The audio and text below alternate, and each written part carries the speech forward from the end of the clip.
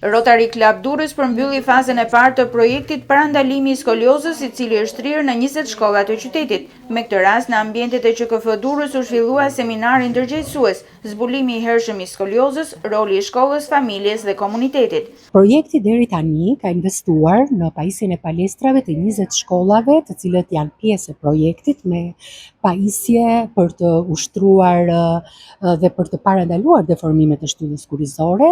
Janë zhvilluar trajnime me mësues të edukimit fizik të shkollave publike nëntëvjeçare dhe sot jemi mbledhur që të fuqizojmë prindrit dhe komunitetin me njohuritë e nevojshme lidhur me këtë problematikë. Projekti iniciuar nga fizioterapisti rotarian Faton Daci ka nisur të zbatohet në vitin 2022 në shkollat nëntëvjeçare të qytetit dhe gjatë depistimeve janë kontrolluar rreth 1500 nxënës, ku rreth 55% e tyre kanë rezultuar të prekur nga deformimet e shtyllës kurrizore.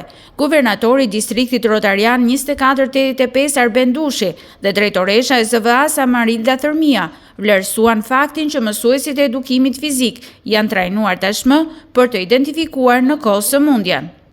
Është projekti më rëndësishëm që kemi realizuar këtë të fundit dhe në këtë rast unë duhet të përgëzoj të gjithë aktorët që janë përfshirë në realizimin e këtij projekti që na arritur deri këtu.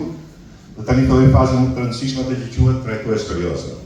Në një maraton kohe janë trajnuar 65 mësues të edukimit fizik dhe sot certifikohen pikërisht 65 mësues me firmën e rotarianëve, divulën e rotarianëve dhe patjetër me firmën e profesionistëve, që do të thotë mjek ortoped dhe fizioterapist.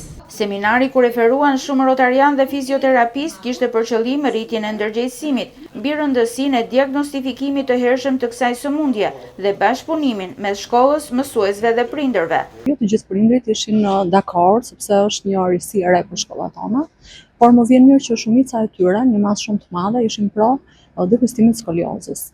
Skolioza në shkollë u bë nga mësuesit e edukimit fizik dhe vazhdon dhe është në proces.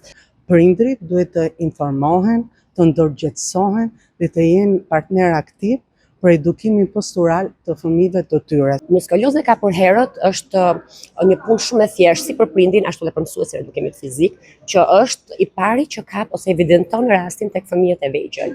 Ne nuk jemi mjek, nuk japim diagnoza, ne thjesht japim këshillime. Shumë nga të pranishmit ndan përvojat e tyre mbi mënyrat e identifikimit dhe trajtimit në kohë të skoliozës.